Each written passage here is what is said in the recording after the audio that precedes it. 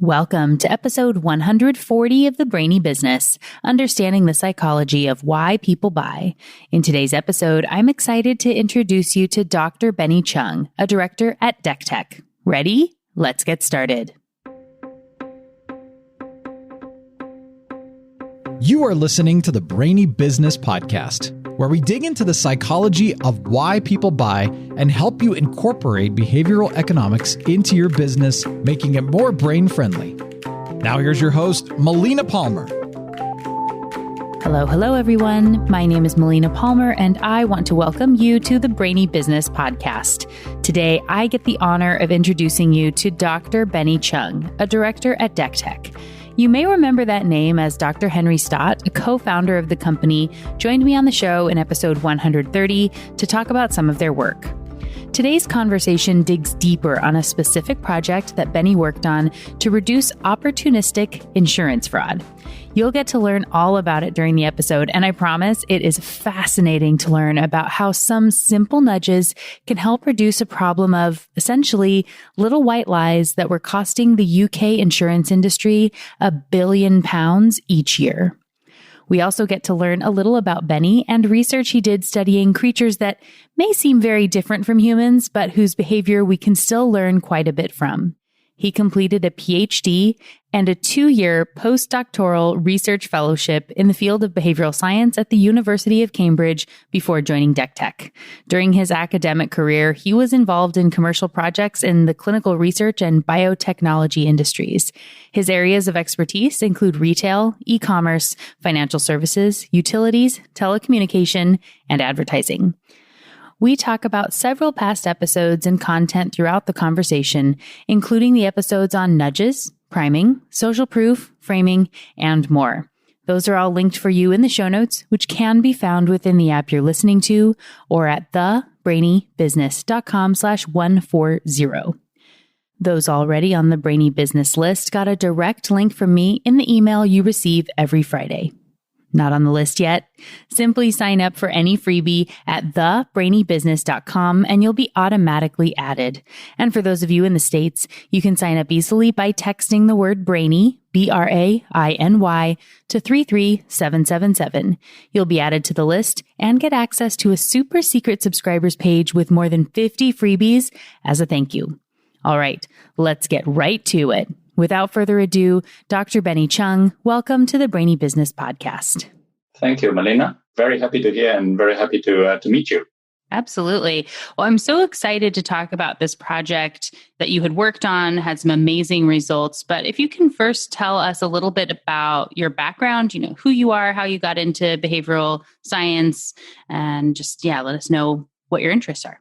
Sure. I'm actually from a life science background, perhaps, atypical, amongst the previous guests on your podcast.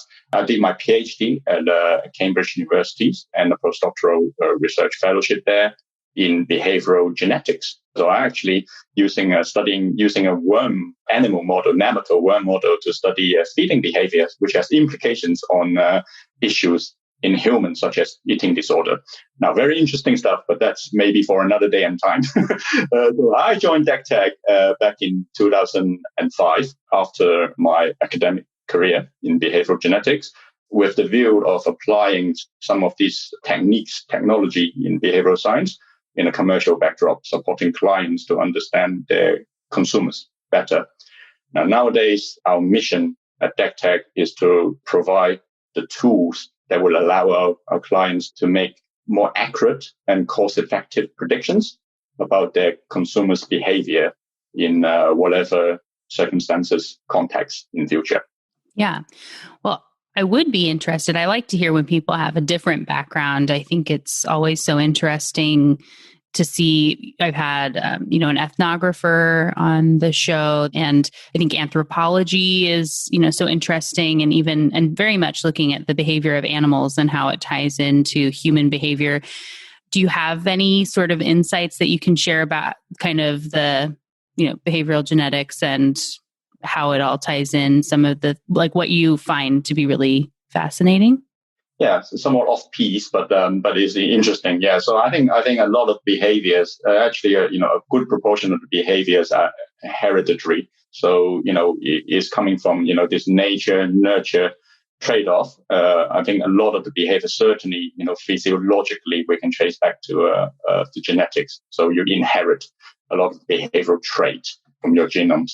And, the animal model that I studied is nematode worms, share very similar genomes with us. So we are, at that level, very similar. And that's why, using those animal models is actually very good tools to study, some of the behavior, certainly in a clinical sense. But obviously nowadays my focus is more in a sort of commercial backdrop. So we're interested in consumer purchasing, commercial decision making. So very different outcome behaviors that we're looking at. But yes, but on the topic of genes versus nurture, is very interesting, and it's a very fast moving field. But as I said, maybe for another day.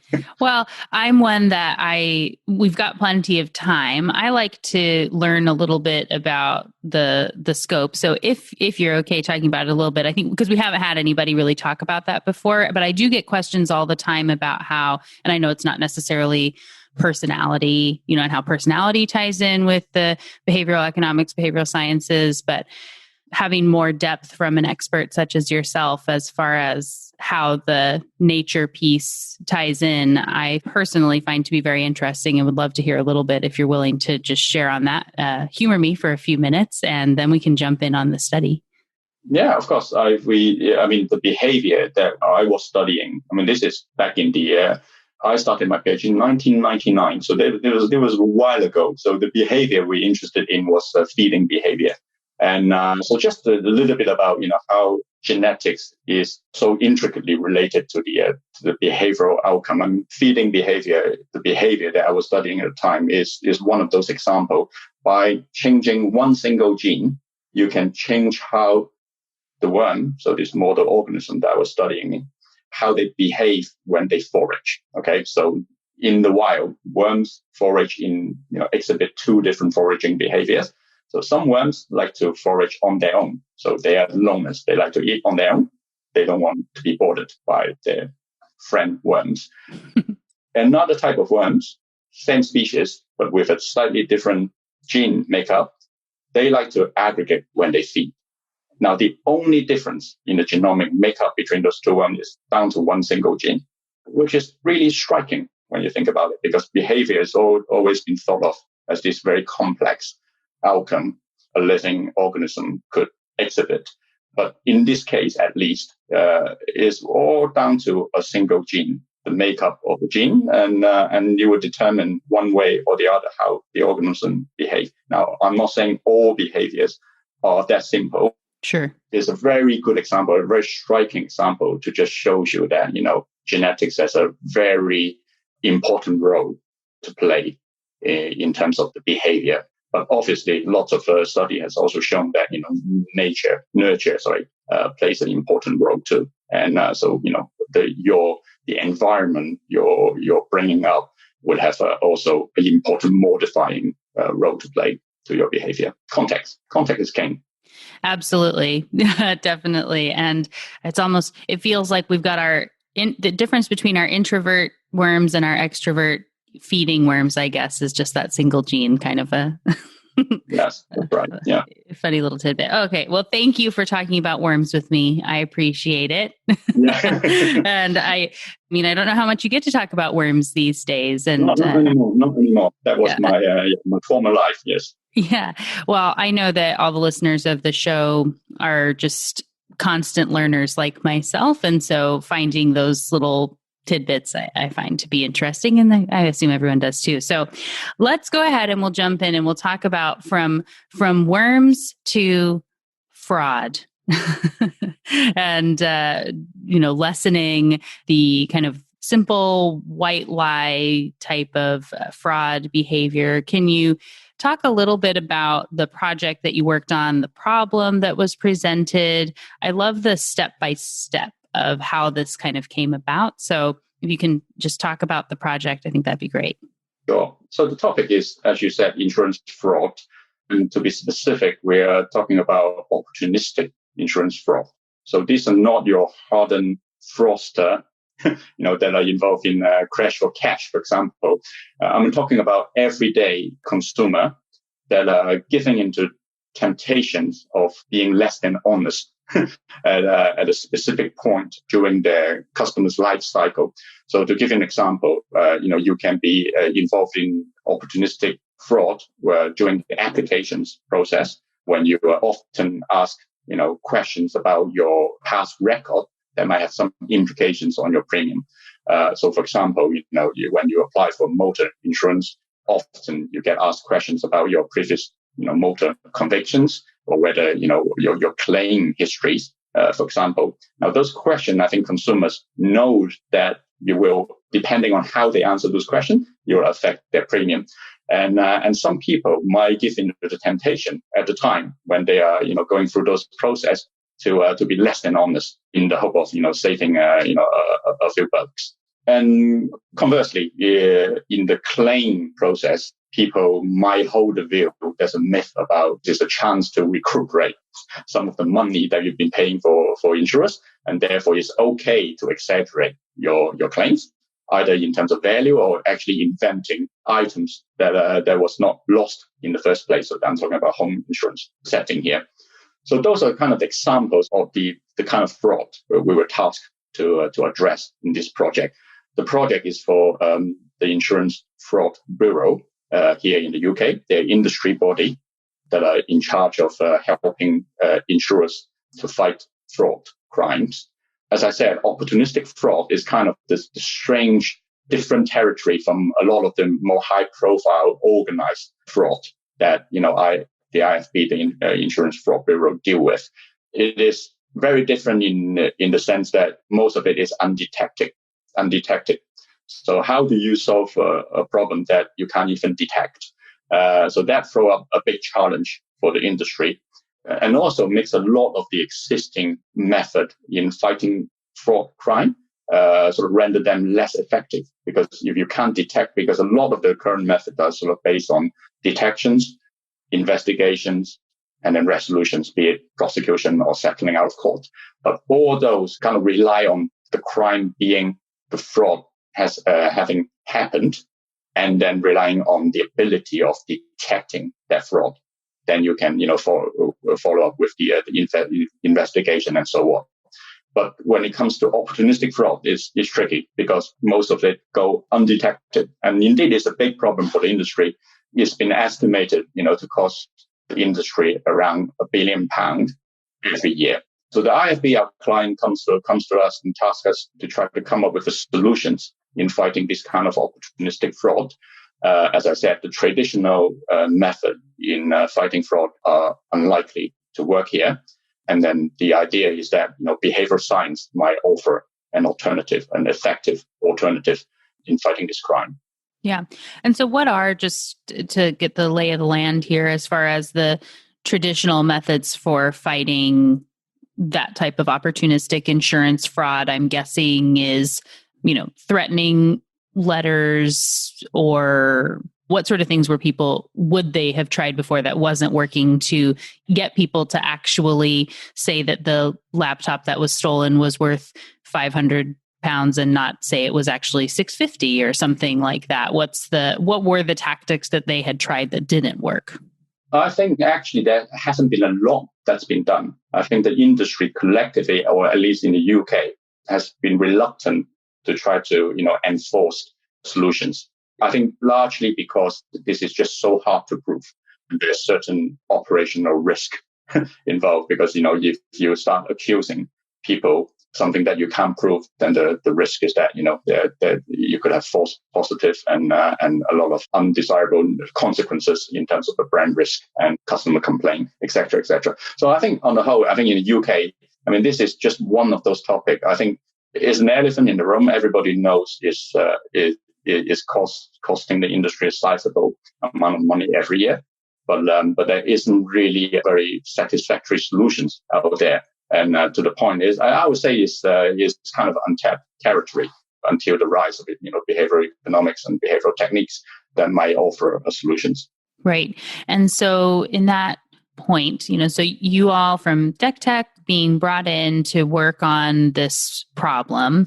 And so, you know that people are having this opportunistic fraud, and then knowing that basically that means, it's generally good people. They're having in the moment, you think, like maybe I'll go ahead and do this, but being able to know that, like you had said and kind of alluded to earlier, that it's not a well planned, that somebody thinks for, days or weeks or whatever it is that they're going to do this. It just is something that happens in the moment, which presents a unique opportunity in being able to address the brain essentially in that moment when they would be teetering on the edge of the should I, shouldn't I question, to put in some sort of an intervention to nudge them to do the right thing, right? Correct. I mean, that's absolutely correct. I think as the intuitions, from the client is that this could be a very fertile hunting ground for behavioral science, for nudge to work. I think, we collectively in our field, we talk about nudging a lot. A nudge is not the silver bullet for every single problem. I think nudge, as we know, only really works or worked well in certain situations. I like to use the analogy of, you can really only nudge someone if they are kind of on the fence, sitting on the fence of a decision.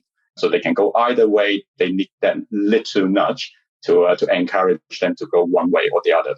So you will never be able, no amount of nudge are going to change someone else's decision if they are so far, away from the fence, on the other side. So it's about identify those moments in decision making that are nudgeable. And I think the thinking before when we were called to look into the problem is that this potentially could be one of those moments that, consumers are very nudgeable. And then we subsequently kind of prove it. So, yes. Right. And so you work to develop using 5 different behavioral concepts, essentially put together 18 different nudges, sort of those opportunistic moments to see what worked the best. Can you talk a little bit about the 5 concepts you chose, maybe how you got to them, but then also the way that those were being executed, just giving examples of a few. We obviously don't need to talk about all 18 that you tried. Yeah, sure. I won't go through the whole list of 18, although some of them are very interesting.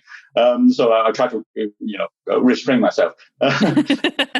So our tasks consist of 2 parts. I mean, the first task, as you said, is to come up with those potential nudge candidates that can be applied during this, what's called the operational communication processes. So these are basically touch points between consumers and the insurers. So for example, when you apply for insurance, you're filling out the insurance form. That is an operational communication process, right? So what are the nudges that we can use, intervention that we can include in that process to dissuade people from being dishonest? So for example, when they answer questions about their driving conviction, how can we come up with, what nudges can we use to make them answer those more honestly?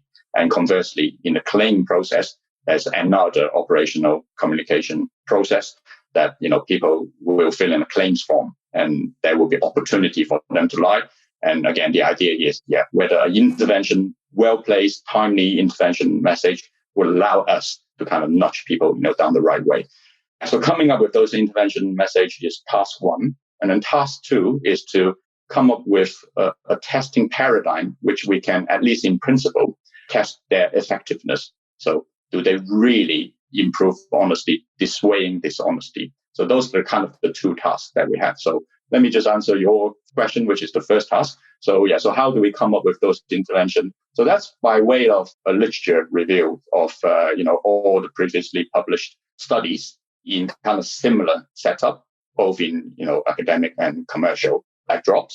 So the idea there is to go through those studies and to see what kind of intervention message that people have used in the past or be in different contexts have worked in terms of changing consumers' behavior. And so we go through the literatures, review hundreds of papers, and then we kind of distill the learning, and we find that really there are kind of 5 areas that these kind of intervention had come from. So we have norming, and I'm sure, is a very, people likes to be consistent with their peers. So giving people some information about what their peers do might have an impact on, making them change their own behavior. So one example, one of those interventions that we crafted under this norming domain is one of, showing people how honest other consumers are when they are applying for insurance, for example. So one of those messages that we tested is 95% of insurance customers complete their application forms correctly and honestly. It's good to be one of them, right? So that's just an example of what one of those intervention message looks like. And that's based on the principle of norming.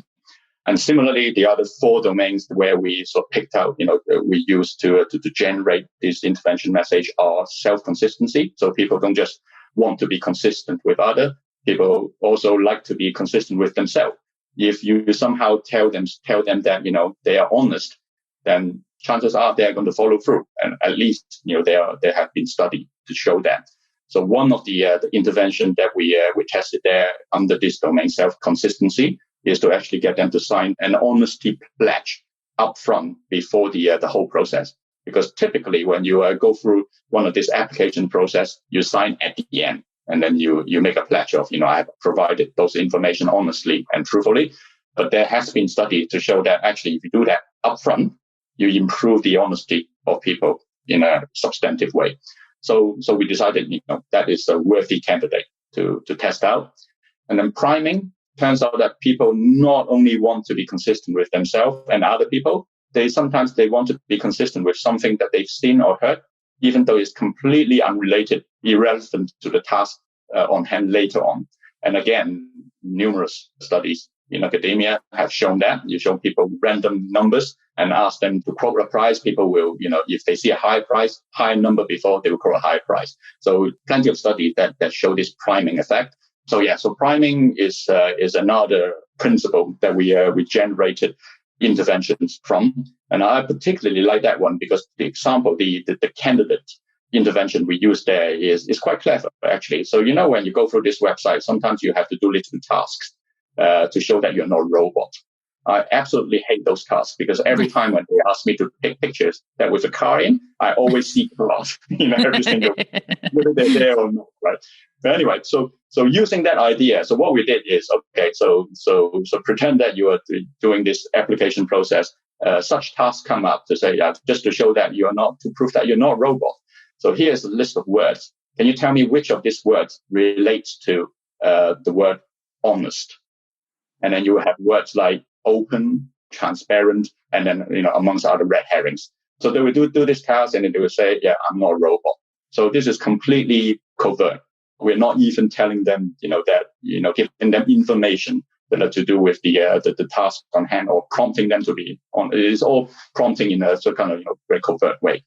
So anyway, so priming. So that is kind of the inspiration behind that intervention. And then we also tested framing and reciprocations type intervention. So framing is your classic loss framing, leveraging on the principle of loss aversion. I'm sure you and your listener will be well versed. And reciprocation, again, very well published topics. If you tell people that you are honest, then chances are people will be honest to you. So there, the example that we use is this Lemonade insurance charity case studies. Again, Lemonade actually is a case in point, is an American insurance company. The great Dan Ariely has a hand in setting it up. I mean, they famously being very transparent in their pricing model. Part of their proceeding goes to charity, and it's a great brand asset for them. So we think that there could be some mileage here in driving this honesty in consumer, because by telling consumer that you are honest, you are fair, chances are there's a chance that they might reciprocate. So that is the kind of the Lemonade intervention that we use under the reciprocation umbrella. Yeah, absolutely. And so I actually have episodes on most all of what you had talked about. So for those listening, and as Benny was talking, if you haven't heard these already, there is an episode on priming. I have an episode on social proof, which is where we would have talked about that norming kind of concept. There's also framing, reciprocity, loss aversion, my interview with Dan Ariely. Those will all be linked in the show notes. I don't yet have something at the time of this recording on self-consistency and pre-commitment, but I've added it to the list. So if it hasn't come out yet, it will be coming soon. It might be, I like to kind of stagger them when a guest talks about a concept that hasn't had a dedicated episode yet. It gives me an opportunity to make one, right? It helps kind of build out the content. So I love the priming example, and it's such a subtle thing where and I really appreciate that as someone who's had to prove I'm not a robot a lot in my life, just like everyone who's listening, you don't question the motive behind the word on the CAPTCHA or whatever it is, right? You just assume it's random. And so having that come together in that way versus having a pop-up that says, be honest, which I know you did have some work with pop-ups as well, but it's an interesting way to kind of sneak it in there and also be forcing them to consciously engage with what happens to be there versus, an ad that happens to be on the side where it might get filtered out by the subconscious. You're not going to really pay attention. But when you have to focus on the words, it has a different impact on the brain, right? That's absolutely right. Yes. We'll talk about the conscious and the subconscious later, because I think that is a very important point, because obviously one of the things that are really important to insurers is that for this intervention to be usable, they cannot leave a negative perceptions or imprint in their customer. They cannot, risk alienating their customers by, exposing them to this kind of intervention. So and also a true nudge should be inconceptible. So you shouldn't even notice, you've been nudged. So that's one point that I would go back to later on, when we talk about the outcome, the results. Yeah, I think we're in a point where we can just jump in on the results now. So, we've talked about how you built it and which ones worked and what did you find? Yes. Perhaps I would just start just describing the actual paradigm, the testing paradigm. How do we actually test it? Yeah. So this is using what we call a randomized control trial methodology. So we call it our behavior lab approach, which is basically a quasi online experiment setup. So what we did there is in that online environment, we replicated a mock-up applications and claim online processes. So that are designed to look like, what consumers will encounter when they apply for motor insurance online or when they make a claim online on their motor insurance policy. So I think that realism, that recreating that realism is a really important aspect, really important point, because as we know, behavior is incredibly malleable. As we discussed earlier, context is king. In order to really be able to measure behavior to a high fidelity, you need to want to make sure the decision-making environments are realistic. So we put in a lot of care and attention into crafting that application or claim journeys as realistic as to their real life experience as possible. And in this process, in this experience, they would encounter some what we call sort of contentious questions. So these are the contentious questions that they might be incentivized to lie about, because they know this might have an impact on be it the premium or the claim amount. So as I said, this is a motor insurance paradigm. So the question that we included are, have you ever been convicted of speeding? So that's one of such contentious questions that they have to answer in a mock-up application process, and there are other.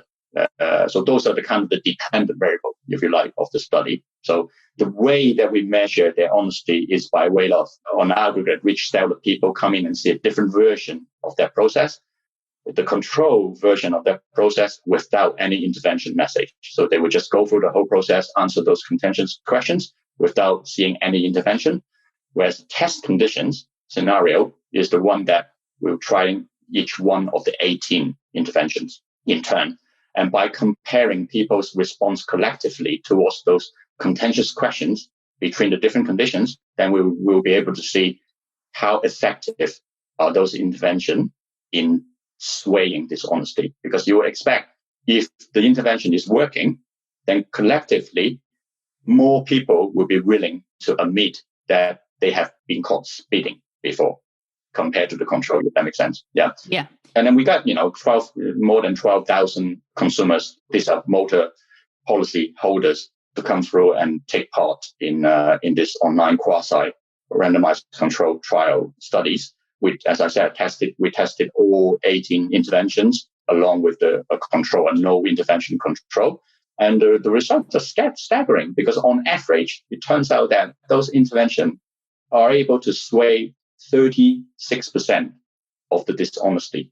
So this is to say that, 36% of the people that were prepared to lie in the control conditions have become honest on average in those conditions where intervention were shown. And perhaps, interestingly, is the one in the norming category.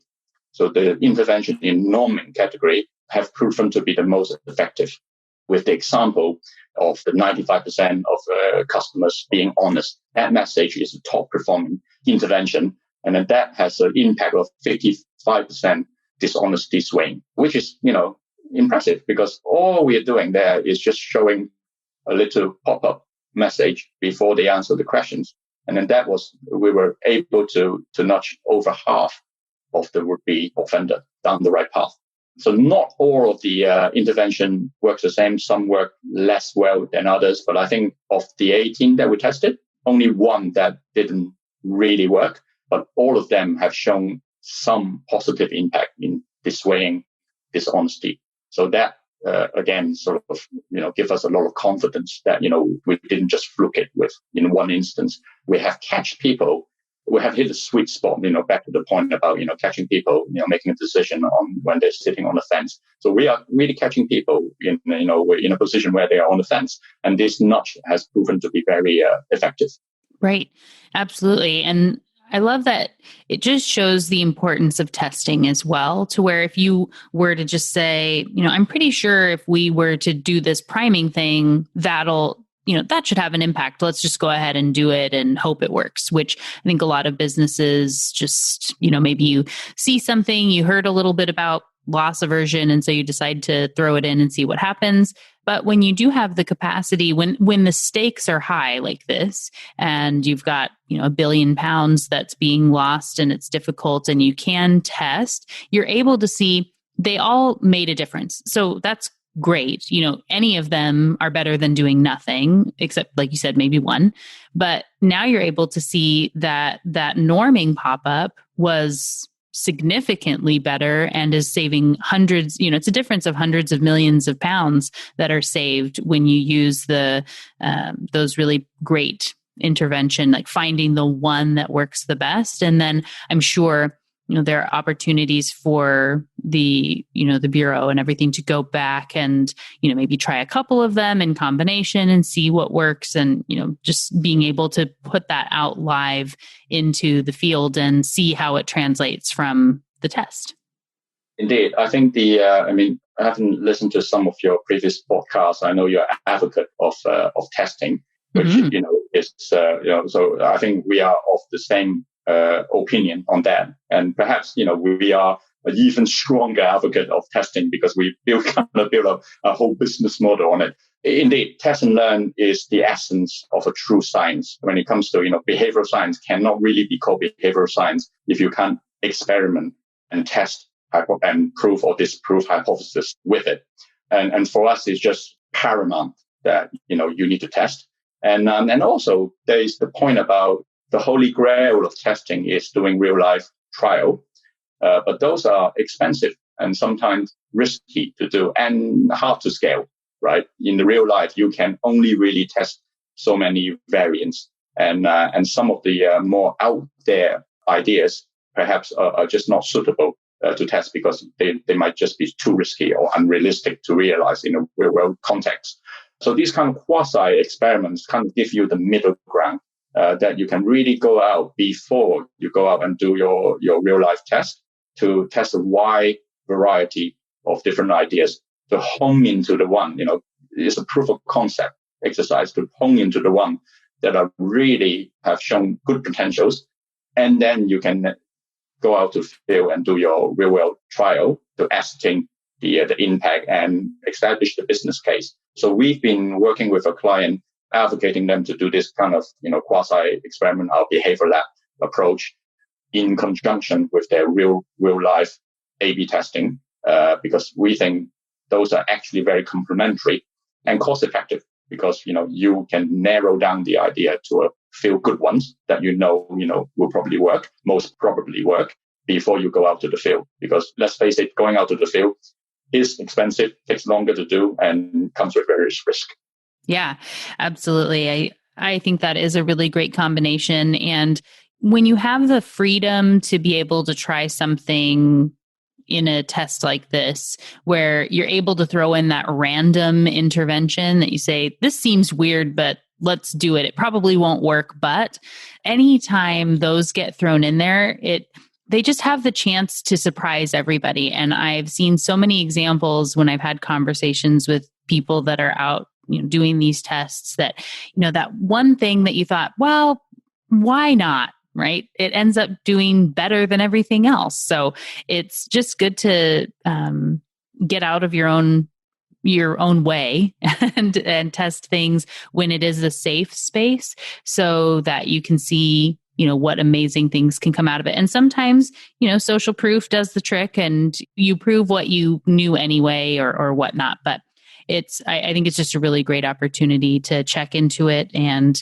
make sure that you're on the right path, like you said before, where you're not having to really risk and lose a lot if it messes up. Yeah. And also you lift the ceiling of creativity and innovations, because they are just things that are so out there that you can test, and in a way that are no risk, because it's a safe room, clean room environment. And you can do so, relatively quickly and cheaply, because, everything just happened in this online cross-out environment.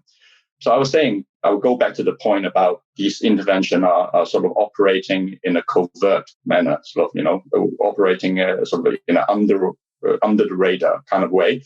So as part of the task, after they've gone through the mock-up application or claim exercise, each respondents were asked to rate their perceptions towards the insurers and also towards the process. And these are things such as, I think this process is easy, is clear, is fair. This insurance, give you, a value for money. They are honest insurers, that kind of things, right? So they're perceptive statements that they have to rate. We're doing this because, of the concern that, it's not a good nudge if everybody has noticed what you're doing, and also if people living the process, with a bitter taste in their mouth. And, right.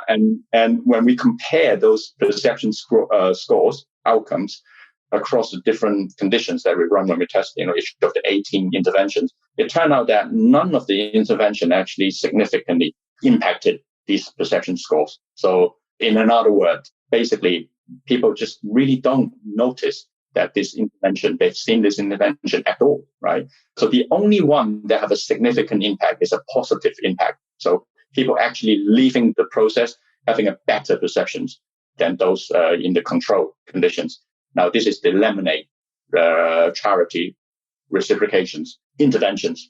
So in terms of swaying this honesty, the lemonade intervention actually didn't work that well. So we are talking about sort of 14% dishonesty being swayed, but they have significant positive impact on perception.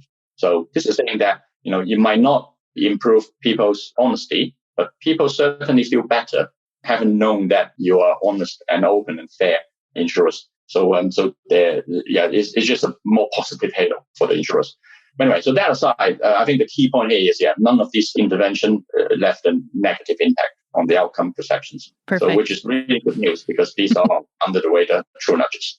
Right. Yeah. So it's exactly what you want. And then you have the opportunity to say, well, maybe we combine that lemonade piece with the norming piece so we can get the positive halo and we get the honest effects, or, whatever that happens to be as they move forward, but knowing that none of them made it to where people had that kind of bad taste in their mouth it just leaves a lot of options open for the insurance companies, which is great and really beneficial. So thank you so much for joining me to talk about this really fantastic project. I love that there's so much detail, and we'll make sure to, link to more information for anyone who wants to read more about what you all did on the project and seeing some more about that. But what's the best way to learn more, get in contact with you if people do have other questions or, want to see what other stuff you're up to?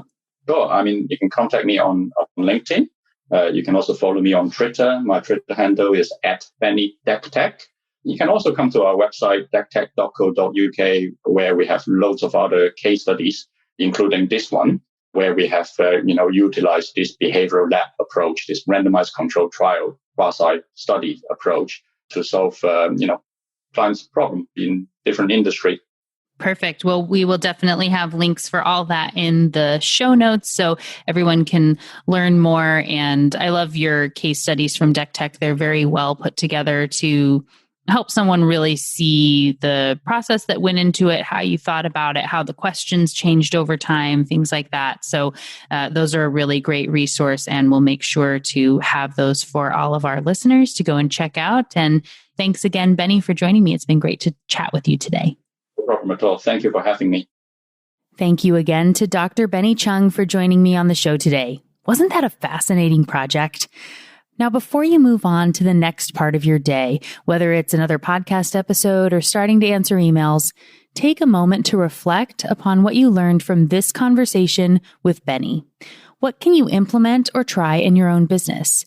If a few simple nudges can save hundreds of millions for the insurance industry, what might you be able to accomplish at your company? As you start thinking about how to implement this yourself, consider the goal first and really understand the question at hand. In the case of opportunistic fraud, it was important to know that this is often a decision made in the moment instead of premeditated or otherwise planned. This is why the nudges were effective, because they appeared right at the moment where someone was teetering on the edge. Where does that exist in your business? And what are some nudges you could implement to help encourage behavior for your customers or employees? Write them down and start thinking of ways to build out those tests. And remember, of course, how important it is to test. As Benny and the Dectech team learned, almost all of their interventions worked, but to different degrees. If they would have stopped when they found one that worked, it might have meant the difference of 100 million pounds or more. Even if your stakes aren't that high, it's still important to take the time to test. And if you want my tips on how to conduct your own experiments, there is a link to that episode within the show notes, along with links to more information on Benny's study, how to get in touch with him and Dectech, and many other episodes from the show. They can all be found within the app you're listening to or at thebrainybusiness.com/140. And I'm so excited to reveal that this insurance story, along with more tips for how to use the insights from it, is featured in my brand new book, What Your Customer Wants and Can't Tell You, which is now on pre-sale. You can find it on Amazon, Barnes & Noble, and more. And there are, of course, links for you in the show notes so you can pre-order your copy now. The book will officially be released on May 11th, 2021, but you can order your copy right now to guarantee you get yours first. And as you're a friend of the Brainy business, I'm hoping you will spread the word about the book. It's my goal to help as many people as possible to learn about and begin applying behavioral economics in their businesses with great results. When you think about people you know who would love to have a guide to applying behavioral economics in business to uplevel their career, who comes to mind? Will you share the link with them as well? I would greatly appreciate it. And no matter what, I want to thank you for your support and for being a listener of the show. I appreciate you. And I appreciate the wonderful Dr. Benny Cheung for joining me on the show today. It was wonderful to chat with and learn from you. Next week, on episode 141, you're going to love to learn about choice hacking and using behavioral science in customer experiences with Jennifer Kleinhens. It's going to be a lot of fun. You won't want to miss it. Until then, thanks again for listening and learning with me. And remember to be thoughtful. Thank you for listening to the Brainy Business Podcast. Molina offers virtual strategy sessions, workshops, and other services to help businesses be more brain-friendly. For more free resources, visit thebrainybusiness.com.